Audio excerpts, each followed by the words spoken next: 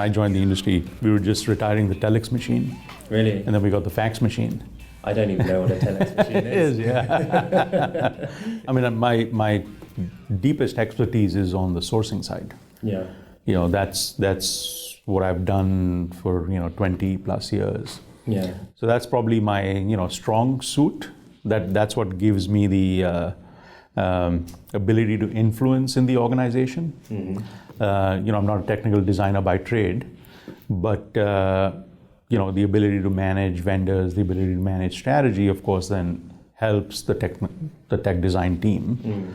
They're working with more resources, they have more leverage. Similarly with quality and PI, product integrity. Yes. So part of it is managing process, managing system, managing organizational interfaces. But my deep expertise is vendor management, mm-hmm. Country of origin management. Mm-hmm. So it's a big ecosystem. Yeah. There's a lot of units flowing through it. Very short amount of time, lots of SKUs. So it's an exciting world. Yeah. Have you seen much change since 2016? Since 2016, we are more and more dabbling now with 3D product creation, with digitization as a buzzword. And some of this is being forced as our business moves online. There's more customer data available. Mm-hmm. There's more cues available from the customer mm-hmm. to react. Yeah. And the ability then to build processes and systems to react to that customer cue is where the digitization, the AI, the product creation, digital product creation all comes in. Yeah. That's certainly, a new horizon. And people are in different levels of evolution in that. It's a huge part of the industry at the moment. The value of getting it right is so great that it's almost a no-brainer that you have to do it. Yeah. It certainly feels like the right thing to do. It should drive efficiency. It should drive speed. Mm-hmm. It should drive sustainability. Fewer things flying around the world. Yeah. And ultimately, it should impact, cost in a positive way, cost of doing business in a positive way. Yeah. From your perspective, as you say, you've got quite a large remit. I mean, what do you think has been the most exciting change over the last few years? Yeah. I would say the recognition within retail in general that, you have to be operationally efficient and drive operational efficiency has been very interesting. I'm an operator sort of by makeup and trade. And that's exciting for me. So, efficiency in terms of, building product and bringing it to market as quickly as possible in the most efficient manner at the right value. Those things have, become much more important as, the customer has become much more perhaps educated and has more choices. So that's been exciting for me. It's been a very interesting last few years. Yeah, it's interesting. The customers being more clued up, as you say, educated. Mm-hmm. I guess we're all more aware of. When I think of the customer being more educated, I think of sustainability. That's the first thing that comes to my mind. I think in the US, I think it's the customer and the employees who are driving it. Yeah. Our own associates actually are the biggest probably constituency who want to see retailers operate in a sustainable fashion. Customers certainly will have always voted for a more sustainable option if they can get it at the right value. So I think you're right. Yeah, it is customers and people, as you said, your associates are really keen to drive that change. At the moment, obviously, you've been at Kohl's for 3 years, give or take, and you must be working on some exciting things. Mm-hmm. At the moment, I mean, what's the most exciting thing that you guys are doing over there? Yeah, so I think the digitization aspect, we're beginning to get much more seriously involved in digital product creation. Mm-hmm. So building product in 3D, fit evaluation in 3D. That's probably the most interesting new initiative we have within my world. Yeah. Very game changing, both in terms of how we operate and how we will, move forward. Mm-hmm. And ticks off a lot of boxes. Efficiency, sustainability, profitability. All of these are, our pillars. Yeah, absolutely. Yeah. From a business standpoint, those are obviously hugely important. Yeah. You talk about product integrity as well, and I'm trying to think of the right word, maybe product popularity. Do you feel like it helps drive that? You're making products that your consumers want? Yeah. Well, so as more and more online data becomes available, customer reviews, 5-star, ratings, 4-star ratings, those are elements that are influencing, behavior within businesses. So, we clearly see, products that have 5-star reviews have better sell-throughs and better margins. Mm-hmm. So, being able to collect that information and then translate that information into new product or product that can achieve similar benchmarks is definitely something within, anyone should be looking at, how to unlock that. Yes, absolutely. You won't stay at a hotel that's 2-star or take an Uber that's 3-star. Yeah, right? Absolutely. With data, you always want more as well, I find. Yeah. Because you get that 5-star review and then you look at it and you think, okay, but what was 5-star? Was it the fit? Was it the color? Was it the pattern? Was it just the... And that's the detail of digitization, right? Can you measure the successful attributes, and can you separate the unsuccessful attributes? Because then you want to emphasize on the successful attributes and de-emphasize on the unsuccessful attributes as you move forward. For sure. Right? As opposed to, there is a place for intuition and invention, obviously, but intuition and invention informed by data is probably much more efficient. Yeah, there's only so many questions you can ask someone to put on their review. But you can extrapolate, multiple reviews to hone in on aspects that are common among good reviews, for example.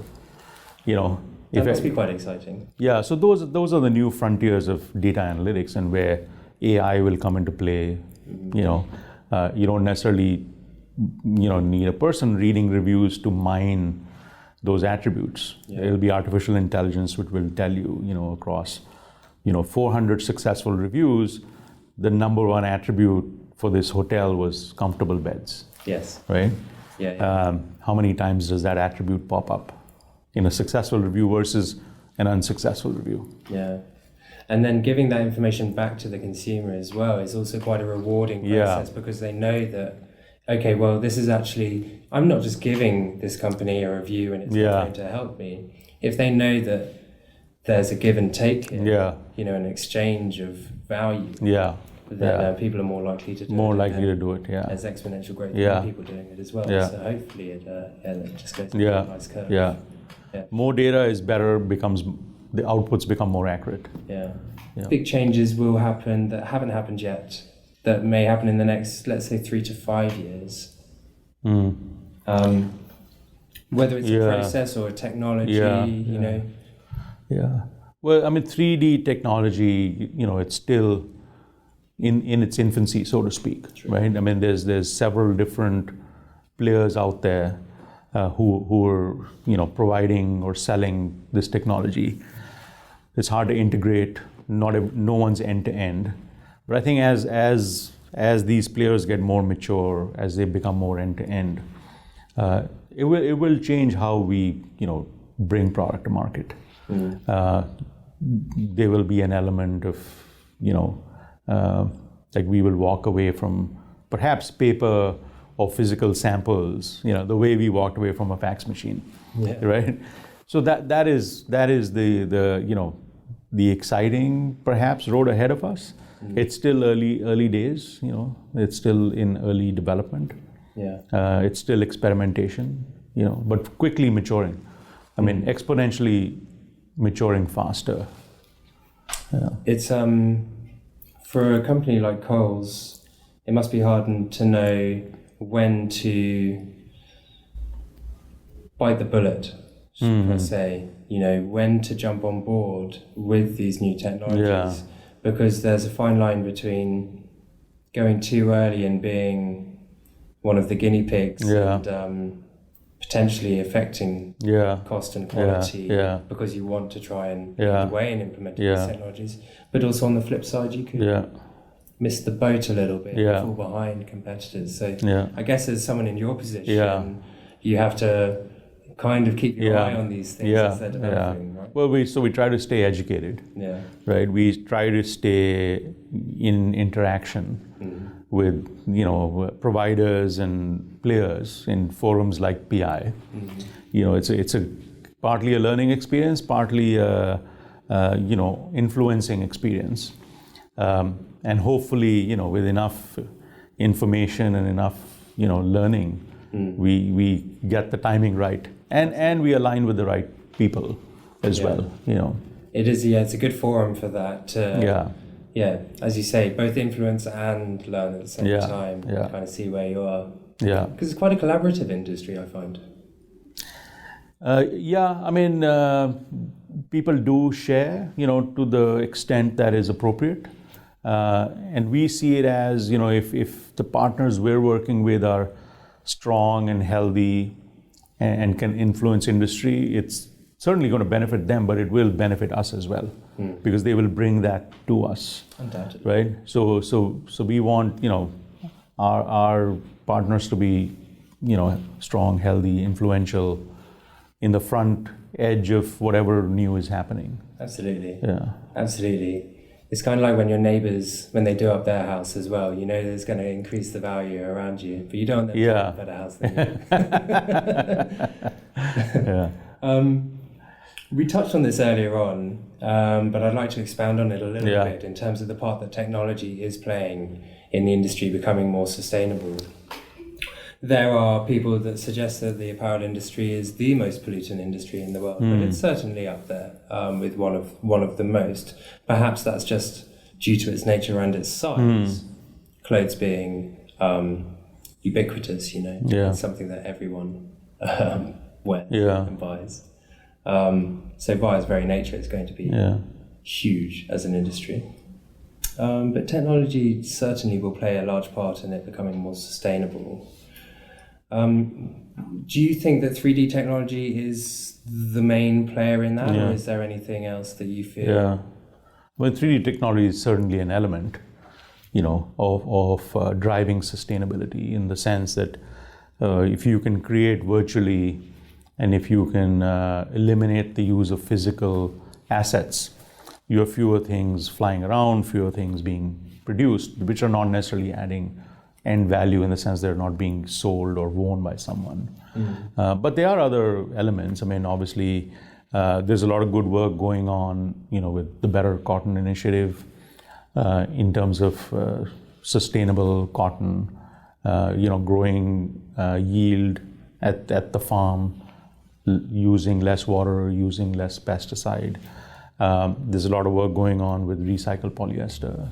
We see that more and more, you know, coming into the supply chain. With the use of water, you know, if you're aligned with the right manufacturers, you know, many of our factories essentially have, you know, almost 100% recycle of the water they use in processing product, and are essentially zero effluent. So there is technology out there. The question is, you know, are you willing to align with the right people? I see a lot of companies coming out now and putting these goals in place. A lot of people want to let people know what their goals are, and that's the transparency side of things, which I think is very, very good. You know, 90% good, but I think 10% of it feels sometimes like a marketing story, which is hard to get away from that kind of, this is a... I wouldn't call it greenwashing. It's not quite like that, but it's got a little tinge to it sometimes. I mean, we've been very conscious that, you know, let's do work before we talk about it. That's right. Right, and that's the probably right approach. I would agree. Yeah. I appreciate you've been in retail for over 25 years. Do you think that there are things that other industries can learn from fashion? Yeah, I mean, we are an industry that turns around new product, new SKUs, on a monthly basis. Probably the largest number of SKUs, Probably. And ever changing. We're not selling the same, carrot every 6 months. It's a new vegetable, so to speak. Yeah. So yeah, the variety of product, the turnover of product, the complexity of the supply chain, and essentially the complexity of competition. All of that makes this probably one of the most intense and interesting industries to be in. And to survive, you have to be agile, you have to be open-minded, you have to leverage technology, all of these things, which is fairly unique to this industry. Yeah. It feels very dynamic. Yeah. Especially now with the technology introduction and people's adoption of technology, whether it's digital or not. It feels very dynamic as to be at the moment. Yeah. Which is very interesting because it's come from quite an archaic manufacturing process, and which didn't change for a long time. Certainly, we were talking earlier on about pre-2005, about the way that the fashion industry worked on a global scale was very different to how it is. Yeah. And so even in the last 15 years, you've seen an incredible amount of changes. Not just one change that's taken place, but quite a number of them Quite too. a bit, yeah. So it's Yeah. Rajiv, appreciate you taking no, absolutely. a bit of your time. Yeah. I don't know if there's anything else that been saying this time. I mean, I was wondering if you had any sort of interesting facts or things about the industry. But I mean, you were telling me earlier on about this seismic change that happened in 2005. Yeah. So we went, from a quota era in the United States to a quota-free era, which changed the dynamics of how and where we sourced from. And then we went through, the cotton crisis a few years ago. Somewhere in between that was the big change in people adopting product life cycles and then people shortening product life cycles. And today we're at a place where we're trying to, change that even further with digitization of how we build product, how we bring it to market. And of course, within that, we have the challenging world of tariffs. Yes, that's to put it lightly. Very challenging. But do you feel like the industry is at a point where really it can take anything that's thrown at it now? Well, I mean, it's a flexible industry. There's a lot of places to make goods. We're always looking at these things, making sure the business is de-risked for things like this. Good sourcing strategy should be able to overcome some of these temporary changes. Yeah, well, let's hope they are temporary and it keeps developing the way that it's going. Rajiv, thank you very much. Thank you, appreciate it.